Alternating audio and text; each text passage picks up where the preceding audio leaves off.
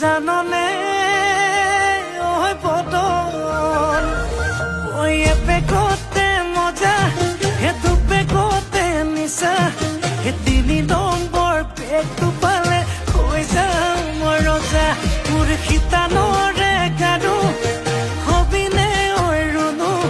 হেতুকে পালে নালাগে মোক আনচুনো মনো মোৰ যৌৱনৰে জিলাতে এটি সৰু ঘৰ খেৰ পথাৰে